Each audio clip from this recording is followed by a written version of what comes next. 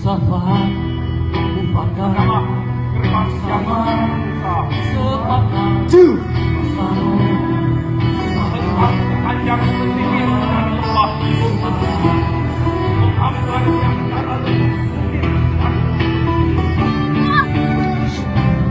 tanah Aceh berabad-abad menjadi tempat berlindung bangsa.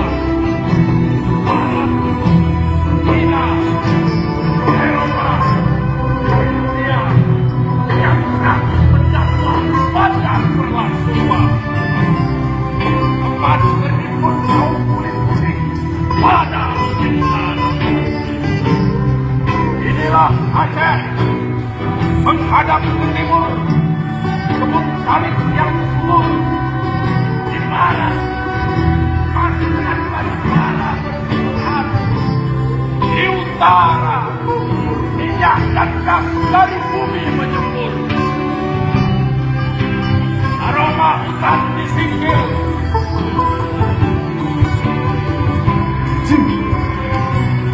Perempuan berpipi merah memanen kopi di kayu.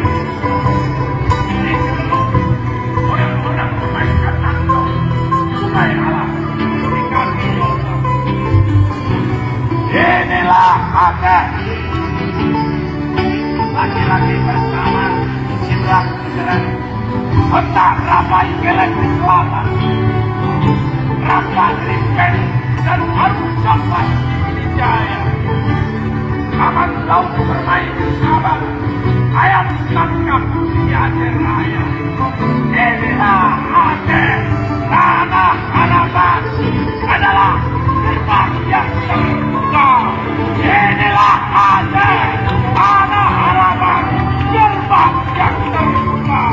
Enyahlah segala luka. Enyahlah segala luka. Kibarkan layar. Kibarkan layar. Dibantu dunia. Mundur dikit.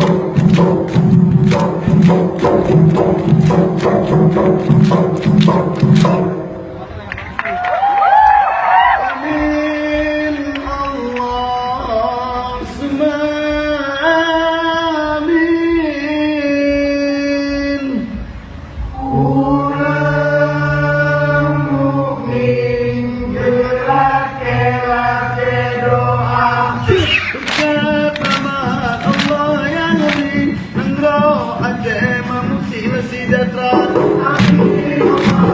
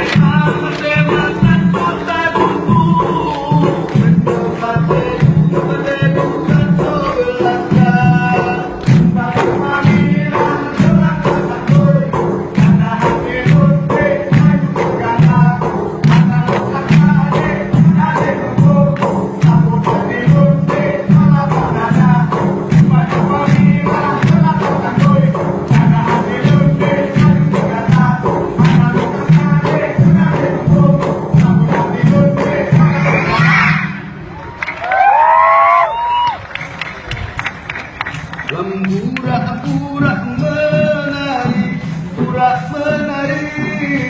Ada gunung, ada gunung.